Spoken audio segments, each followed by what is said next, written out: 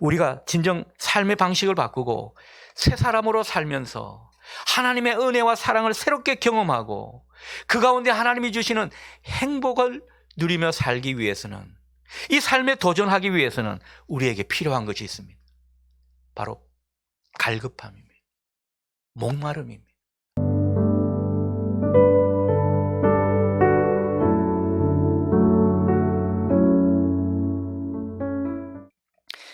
봄비가 촉촉이 내리는 아침입니다.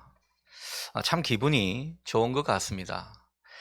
봄의 향기가 서서히 풍겨나가는 그런 시간을 우리가 보내고 있습니다. 누군가 모든 피조물에는 변화의 낙인이 찍혀 있다, 이렇게 말한 적이 있는데, 여러분, 계절의 변화를 보면서 모든 만물이 변화를 피할 수 없다, 이런 사실을 새롭게 느끼게 됩니다. 차가운 겨울에서 생명의 약동이 느껴지는 그런 봄으로의 변화, 일종의 환골탈태라 할 수 있겠습니다. 엄청난 변화라고 볼 수가 있는 것이죠. 여러분, 우리가 예수 그리스도를 믿고 주님을 영접한 이 일도 일종의 환골탈태라고 할 수 있겠습니다. 마치 야곱이 이스라엘이 되듯 새롭고 아름다운 존재로 변화되는 것이기 때문입니다. 십자가와 부활의 예수님을 믿고 우리는 위로부터 다시 태어난 사람입니다. 하늘로부터 새롭게 태어난 사람입니다. 그래서 성경은 우리를 새로운 피조물이 되었다, 그렇게 말하고 있는 것이죠. 고린도후서 5장 17절 말씀입니다. 그런즉 누구든지 그리스도 안에 있으면 새로운 피조물이라. 이전 것은 지나갔으니 보라, 새 것이 되었도다. 우리는 새롭게 변화되었다. 새로운 존재, 새 사람이 되었다. 성경은 말해주고 있습니다. 자, 그런데 우리에게 이렇게 변화가 가능하게 된 것은 예수님 안에 있는 생명 때문입니다. 주님을 믿기 전에는 우리가 하나님의 생명에서 떠나 있었던 사람들입니다. 저나 여러분이나 생명이 없었던 사람들입니다. 그러나 이제는 주님을 믿고 영접한 이후에 우리는 그 생명을 얻은 사람입니다. 또 그 생명에 연결돼 살아가는 그런 사람이 된 것입니다. 여러분, 이게 우리의 복임을 보실 수 있기를 바랍니다. 우리는 이런 존재가 되었다라는 거죠. 그러니 우리가 하나님의 생명에 연결되어 있으면 우리는 점차 바뀌게 되어 있습니다. 그게 성화의 과정이라고 하는 것이죠. 전과 다르게 마음이 밝아지고 부드러워집니다. 헛되고 방탕한 삶에 더 이상 자기 몸을 맡기지 않게 됩니다. 예전에는 좀 탐욕스러운 그런 모습이 있었는데, 더러운 일에 연루되기도 했는데 그런 모습에서 빠져나옵니다. 그래서 깨끗하고 거룩한 삶을 점점 추구하며 살게 됩니다. 다 하나님의 생명에 연결된 사람이기 때문에 그렇다라는 것입니다. 여러분, 전에는 우리가 유혹과 욕심에 끌려 살던 사람 아니었습니까? 그런데 이제는요, 하나님의 생명에 연결되어 있게 되니까요, 하나님의 형상을 따라 의와 진리의 삶을 추구하는 모습입니다. 우리도 모르게 그런 모습이 돼 간다라는 거죠. 주님을 만나서 다 환골탈태된 모습입니다.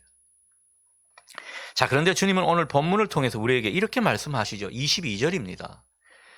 너희는 유혹의 욕심을 따라 썩어져 가는 구습을 따르는 옛사람을 벗어버려라.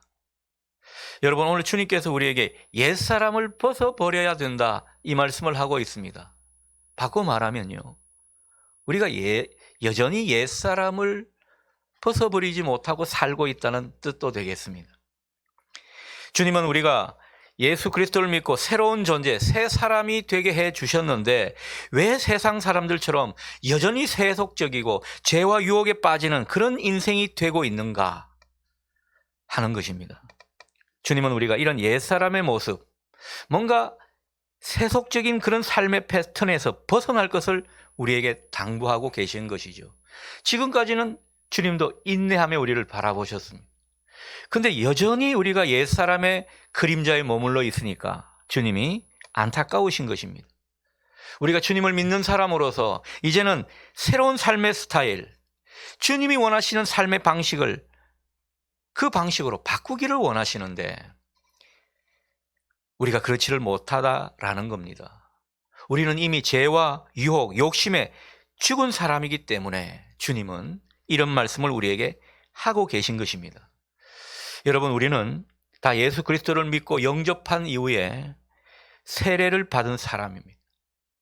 우리 중에 만일 세례를 받지 않은 그런 분들이 있다면 이번 기회에 세례를 받으실 수 있기를 바랍니다. 자, 그런데 우리가 이렇게 세례를 받고 예수님의 사람이 된 까닭은 다른 게 아닙니다. 이제는 세상에는 죽고 하나님께는 살아있는 사람이 되었다, 그런 뜻이 됩니다. 옛사람은 죽고 이제는 새 사람으로 살아간다, 그런 뜻입니다. 그러나 안타깝게도 우리의 현실은 그렇지를 못합니다. 세상에 살아가는 그 사람들처럼 이 욕망을 죽이지 못하고 죄에 죽은 사람처럼 살지를 못하는 것입니다. 세상 사람들과 별반 다를 게 없는 그런 모습을 보일 때가 많습니다. 하나님께서 은혜 주시고 복을 주시고 나름 번영을 누리게 되는 이 한국 사회에 기독교가 점점 영향을 잃어버리는 까닭은 여전히 옛사람의 모습에 머물러 있기 때문은 아닐까, 그런 생각을 해봅니다. 여러분, 신앙생활 제대로 할 때는 몰랐는데 이 신앙생활을 좀 엉성하게 하니까 이런저런 이유로 교회를 떠나 있고 또 영적인 생활을 멀리 하다 보니까 우리는 여지없이 세상 사람들과 똑같은 사람임을 때로는 발견하게 됩니다. 그냥 다른 사람들처럼 죄짓고 욕망을 따라 방탕한 삶에 또 욕심에 빠져 사는 그런 인생에 우리가 내버려진 듯한 그런 모습을 보게 되는 거죠. 그럴 때 우리는 깨닫습니다. 내가 정말 유혹과 욕심에 약한 사람이구나. 여러분, 저나 여러분이나 참 연약한 존재들입니다. 이런 존재이기 때문에 우리는 때로는 옛사람을 벗어버리지 못하는 그런 안타까움에 있을 수가 있습니다. 자, 그런데 여러분, 오늘 주님께서 우리에게 옛사람을 벗어버려라, 이렇게 말씀하시는 것은요, 특별한 이유가 있어서 그렇습니다. 여러분, 우리가 옛사람의 모습을 벗어버리지 못하면 어떤 사람이 된다고요? 그만큼 유혹과 죄에 빠지게 되는 그런 인생이 되는 것입니다. 무엇보다 은혜가 없는 그런 인생이 된다라는 거죠. 여러분, 우리는 예수 그리스도를 믿고 은혜로 살아가는 사람들입니다. 하루하루 은혜로 살아가야 하는데 언제부턴가 은혜가 사라지기 시작했어요. 은혜가 없는 그런 인생을 사는 듯한 모습입니다. 옛사람의 모습을 벗어버리지 못하니까 어둠의 세력이 우리를 은혜의 자리로 나아가지 못하도록 자꾸 막고 있는 것입니다. 거룩한 삶을 살지 못하도록 막아서고 있습니다. 그래서 우리 인생에 은혜가 느껴지지 않도록, 은혜가 없도록 만들어 버리는 것입니다. 여러분, 사탄 마귀는요, 틈만 나면 우리를 하나님 품에서 떼어놓으려 합니다. 그래서 하나님이 우리를 연단하실 수밖에 없는, 때로는 매를 드실 수밖에 없는 그런 삶을 계속 반복해서 살아가도록 만들어가는 것입니다. 나름 신앙생활 열심히 한다고 했는데 우리가 이런 모습으로 살아가고 있다면 그 삶의 자리가 얼마나 안타깝고 서글픈 일이겠습니까?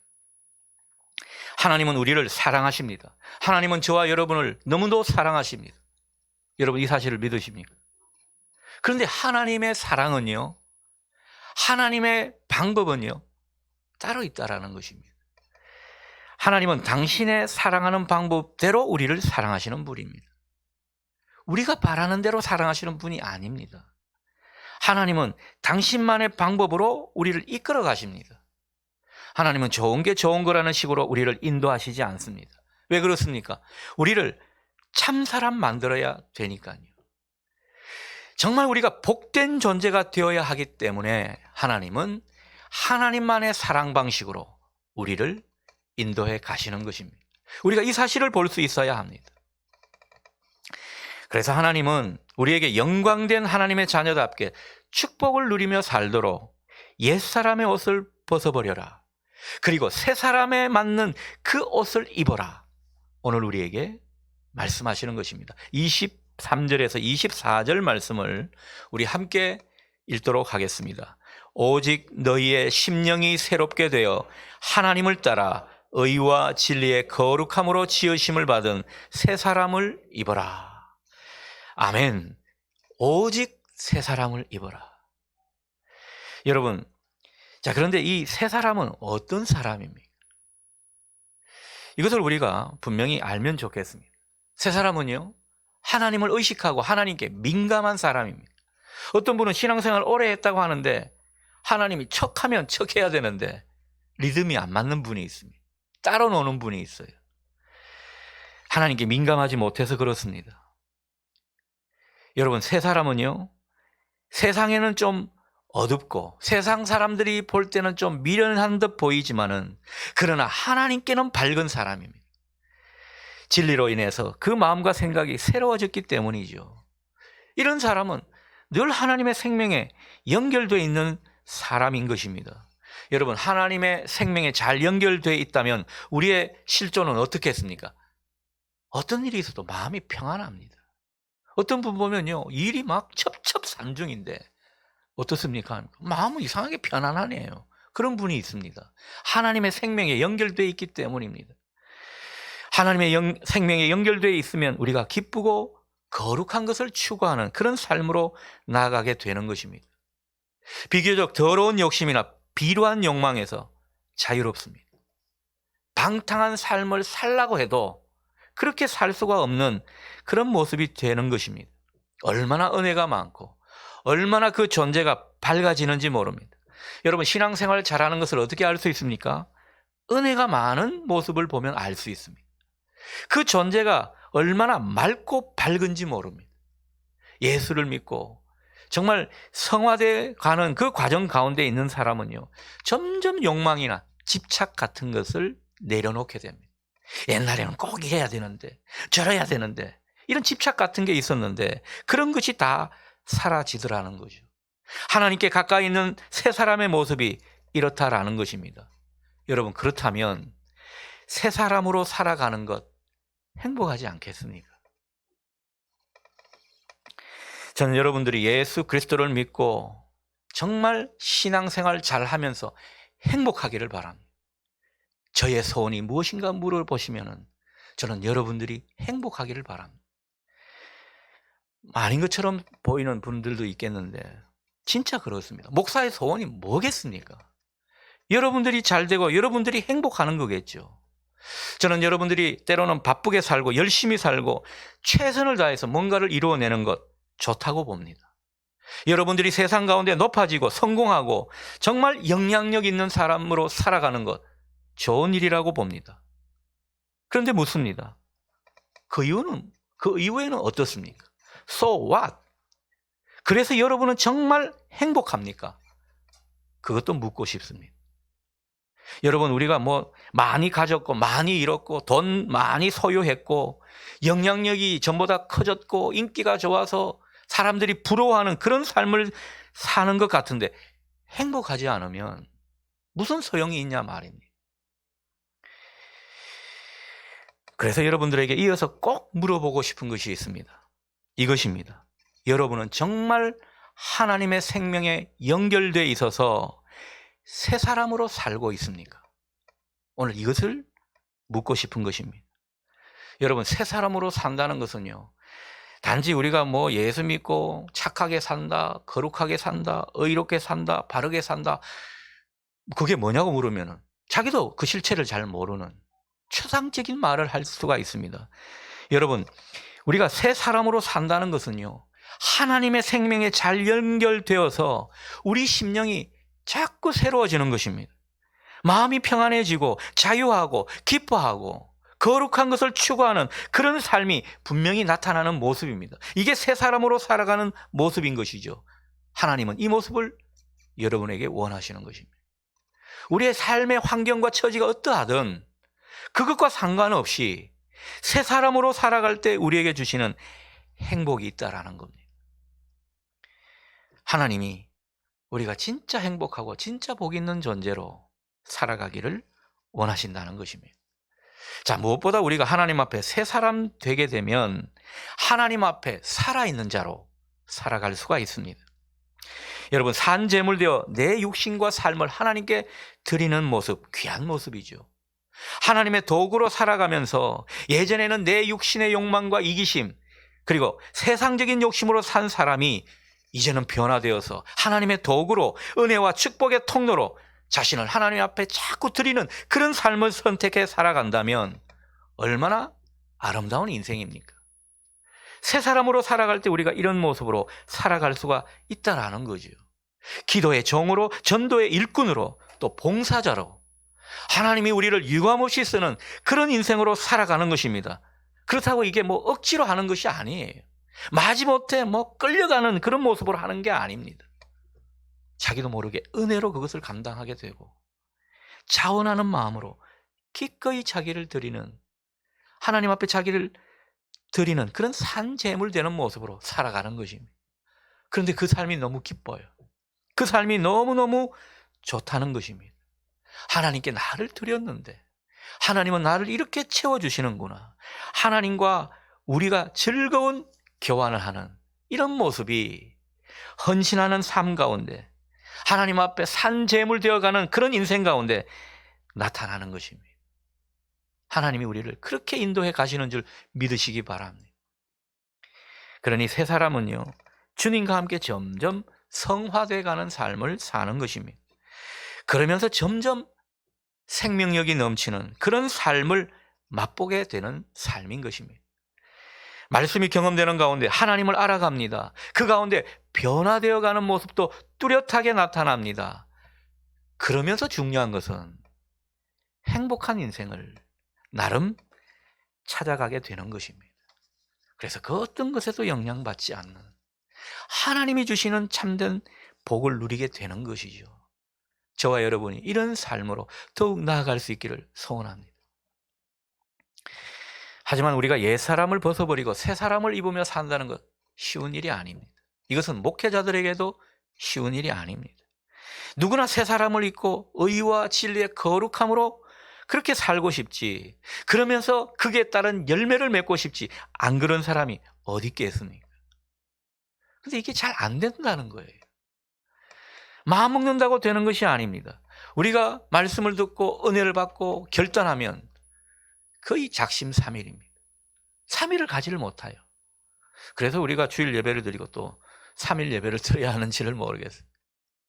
우리가 이렇게 무르고 연약하다라는 것입니다. 여러분, 그렇다면 우리가 새 사람으로 살기 위해 우리는 실존에서 어떤 모습으로 하나님께 나아가야 되는 것입니다. 우리의 예씀이 어디에 초점을 맞춰야 하는 것입니다. 여러분, 새 사람으로 살기 위해서 먼저는요, 나의 부족함과 무능함을 알아차려야 합니다. 여러분, 우리가 옛사람을 벗어버리지 못하는 그런 자기 실존에 대해서 때로는 방치하고 그럴 수 있다고 생각해버립니다. 그러면서 옛사람을 벗어나서 새사람으로 나아가는 이 모습을 도전하지를 않습니다. 옛사람을 벗어버리고 새사람으로 나아가는 이 모습을 우리가 열망하고 그 가운데 내 부족함과 무능함을 알아차리면 좋겠습니다. 우리의 힘으로 안 된다라는 거죠. 근데 우리가 할 것은 무엇입니까? 하나님이 원하시는 삶으로 그렇게 나아가고 싶은데 잘 안 되는 그 삶의 지점, 그렇게 살고 싶은데 내 한계와 무능이 너무도 많이 느껴지는 그 실존을 아파하는 것입니다. 여러분, 때로는 내 자신을 놓고 애통할 수 있기를 바랍니다.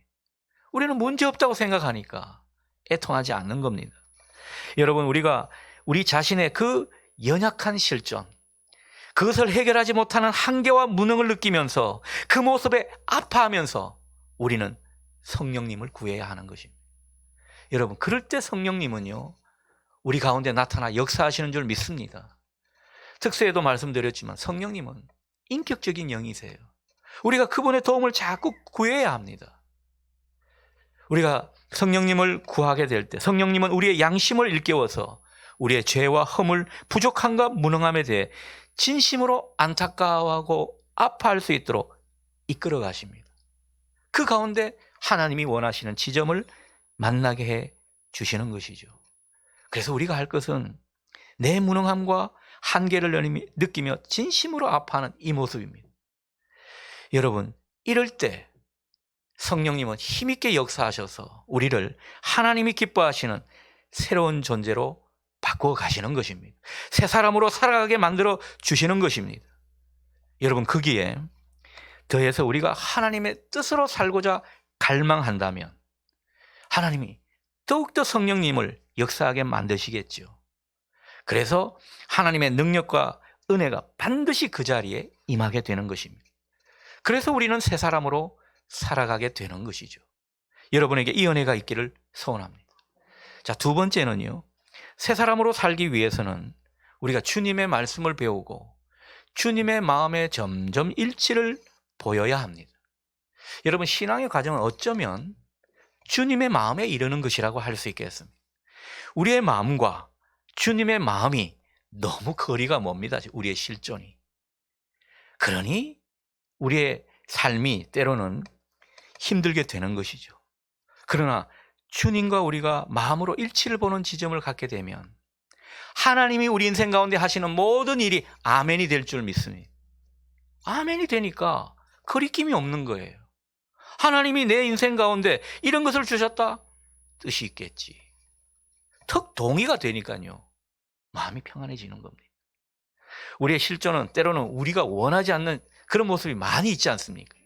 근데 하나님의 마음을 알고 하나님의 뜻을 깨닫게 되면요, 이게 우리 내면에 진정으로 아멘이 되면 뭐 스르륵 녹는 기분입니다. 전에는 이것 때문에 그렇게 머리가 아프고 고민하고 어떻게 할까 저렇게 할까 막 전전긍긍했는데 그 문제가 스르륵 해결되는 느낌입니다. 우리 마음에서 하나님과 일치를 보았기 때문에. 여러분, 우리가 주님의 생각과 정신이 우리의 가치관이 되게 하면 우리는 인생을 훨씬 쉽고 형통하게 살게 될 것입니다. 주님의 생각과 정신이 우리의 가치관이 되지 못했기 때문에 우리는 여전히 거스르는 삶을 살게 되는 것입니다. 여러분, 이럴 때 우리가 성령의 역사를 보게 되고 새 사람을 더욱 잊게 되는 것입니다. 24절을 읽어보겠습니다. 하나님을 따라 의와 진리의 거룩함으로 지으심을 받은 새 사람을 입어라. 여러분, 새 사람은 어떤 사람이라고요? 의, 하나님과 바른 관계가 되었다라는 겁니다. 그 가운데 거룩한 진리의 말씀으로 자꾸 지어져 간다라는 거죠. 이게 새 사람으로 살아가는 모습이라는 것입니다. 이어서 골로새서 3장 10절은 이렇게 말씀합니다. 새 사람을 입었으니 이는 자기를 창조하신 이의 형상을 따라 지식에까지 새롭게 하심을 입은 자니라. 여러분, 새 사람을 입으니까 어떻습니까? 하나님의 형상을 따라 그 삶을 추구하게 되는 것입니다. 그래서 하나님을 아는 지식이 그 인생을 자꾸 새롭게 하신다라는 거죠. 그래서 하나님이 원하시는 지점에 도달하게 되는 이런 은혜를 입게 되는 겁니다. 이 두 말씀의 공통점을 봅니다. 여러분, 우리 변화의 기준은 어디에 있습니까? 언제나 예수 그리스도십니다. 주님이십니다. 주님은 하나님의 형상의 완전체이십니다. 그러니 우리가 예수님을 기준에 놓고 그분과 바른 관계를 맺는 이 의의 삶을 추구하는 것이 필요합니다. 그것과 더불어 거룩한 진리의 말씀을 따라 주님의 은혜로 새롭게 변화되어 가는 것, 이게 주님이 원하시는 새 사람의 모습인 것입니다. 여기서 중요한 것은 주님에 대해 우리가 아는 것, 그것에 머물러서는 안 된다라는 겁니다. 주님을 배워야 합니다. 주님의 삶을 배우고 주님의 정신을 배우고 주님이 사셨던 그 삶의 방식을 배워야 한다라는 거죠. 여러분, 우리가 경건 생활하는 까닭은 다른 게 아닙니다. 주님의 심정과 마음을 배우기 위함입니다. 우리가 말씀을 따라 훈련하고 공부하는 까닭은 여기에 있습니다. 주님의 교훈과 정신을 우리 내면에 가져오기 위해서라는 거죠. 우리가 주님을 배우다 보면요, 주님의 삶의 그 일절이 우리 삶에 전이 되어 오는 것을 느끼게 됩니다. 그래서 우리도 모르게 삶이 조금씩 변화되어 가는 거죠. 주님의 형상으로 변화되어 가는 그 목적을 위해서 우리는 경건 생활을 하는 것입니다. 여러분에게 이 경건의 능력이 있기를 소원합니다. 여러분은 이런 변화를 위해서 얼마나 힘쓰고 계십니까? 내가 정말 새 사람으로 살아가기 위해서 옛사람을 벗어버리면서 하나님이 원하시는 그런 인생을 살아가는 것, 그것을 위해서 여러분은 어떤 힘씀이 있냐라는 겁니다. 혹시 이런 존재로 변화되어 가는 것을 잊어버리거나 그런 변화에 무감각해지지는 않았습니다.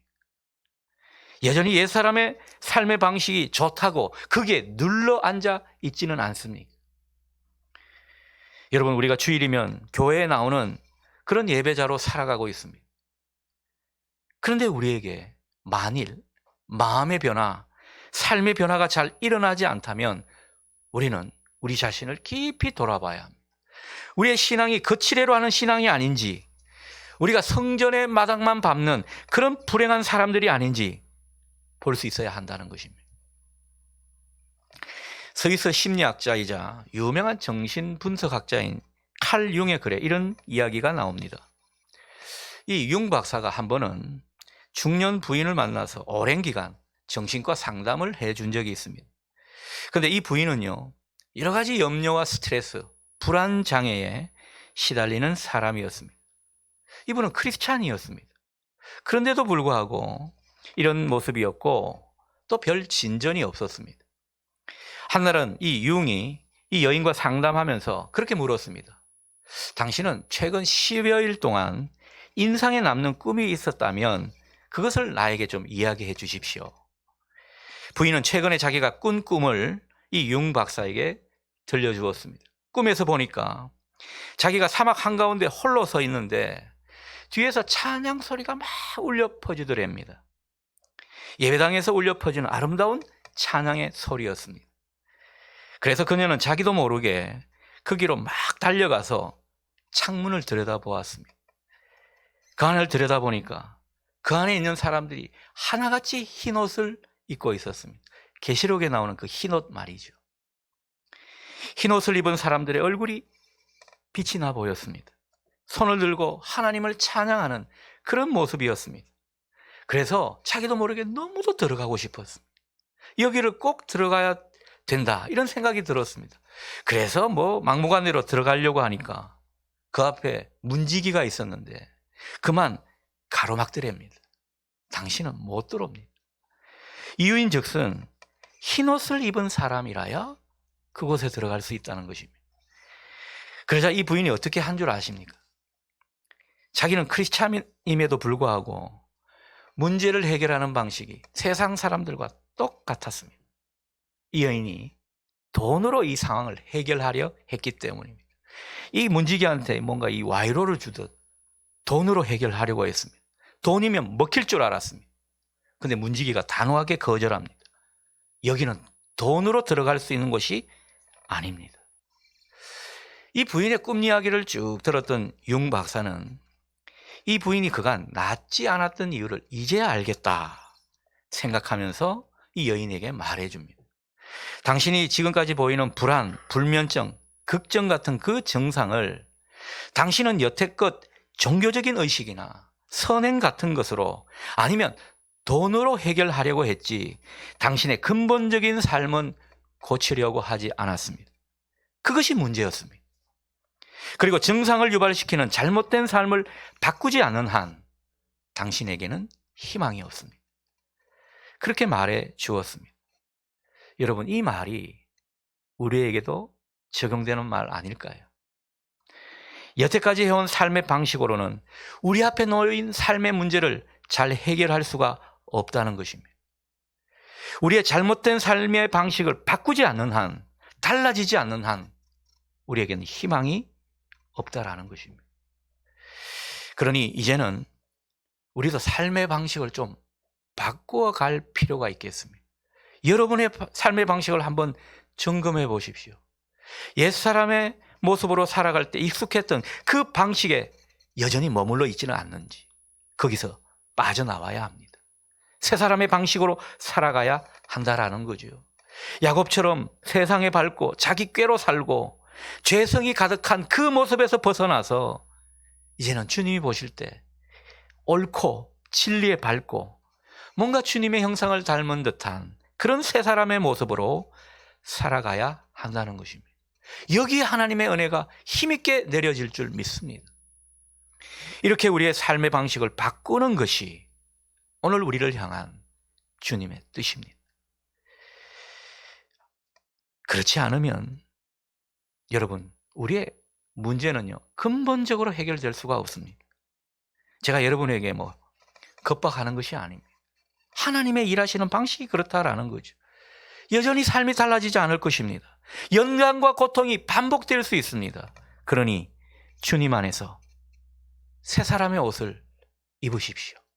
오늘 그 결단이 우리 모두에게 있기를 소원합니다. 새 사람으로 살아가고 새로운 삶의 방식으로 살아가는 그 모습에 있어서 중요한 것이 무엇입니까? 여러분, 이 일은 우리의 힘으로 되지 않는다라는 것 말씀드렸습니다. 성령님이 나를 인도해 가시고 나를 지도해 가시고 나를 도우셔야 합니다. 성령님께 우리 자신을 맡겨야 한다는 거죠. 그래서 우리 안에 버릴 것은 버리고 잘라낼 것은 잘라내고 고칠 것은 고쳐야 합니다. 이 일을 성령님이 하신다라는 거죠. 그러니 우리가 매일의 삶을 살아가는 데 있어서 우리 스스로에게 질문을 던져야 합니다. 매일 아침 여러분 이 질문을 던지시기를 바랍니다. 오늘도 내가 성령의 인도함을 받고 살아가는가? 지금 내가 성령의 인도하심을 받고 살아가는가? 여러분, 이게 우리의 실존의 질문이 될 수 있기를 바랍니다. 그래서 날마다 성령님의 도우심과 인도하심을 구하면서 그 가운데 성령의 역사를 보는 저와 여러분 되실 수 있기를 바랍니다. 여러분, 최근 미국이 난리가 났죠. 지난달부터 이 대부흥 운동이 계속 확대되고 있는 모습입니다. 미국 켄터키주 윌모어라는 그 자그마한 도시, 그 도시는 인구 6천 명밖에 안 되는 그런 소도시인데요. 거기 에즈벨이라는 이 작은 대학교에서 평양 대부흥 운동과 같은 그런 강력한 성령의 임재가 경험되었다고 합니다. 동영상을 제가 이것저것 찾아보니까요, 진짜 그 광경이 1907년 평양 대부흥 운동 같은 그런 장면의 모습이었습니다. 성령님이 임하시고 하나님의 사랑이 막 부어지는, 그리고 성령님과 동행하는 그런 사람들의 간증을 그곳에서 볼 수가 있었습니다. 자, 그곳에서 부흥을 새롭게 경험한 청년이 많은 사람들 앞에서 외치는 그 말이 제 기억 속에 오래 남았습니다. 이런 말입니다. Revival is ordinary people and hungry. 다시 말하면 여러분, 부흥은 평범한 사람들이고 또 갈급함, 목마름입니다. 이런 소리를 하더라고요. 참 인상 깊게 들었습니다. 여러분, 이곳은요, 부흥을 경험한 이곳은 오랜 전부터 기도하면서 하나님의 임재를 구하고 그 하나님의 은혜와 사랑에 목말라 하는 그 사람들로부터 비롯된 것입니다. 여러분, 우리에게 이 모습이 필요합니다. 우리가 진정 삶의 방식을 바꾸고 새 사람으로 살면서 하나님의 은혜와 사랑을 새롭게 경험하고 그 가운데 하나님이 주시는 행복을 누리며 살기 위해서는, 이 삶에 도전하기 위해서는 우리에게 필요한 것이 있습니다. 바로 갈급함입니다. 목마름입니다. 내 삶이 이래서는 안 된다. 내 문제가 근본적으로 해결되면 좋겠다. 그래서 하나님께 더 가까이 나아가는 거죠. 간절함으로, 목마름으로 말입니다.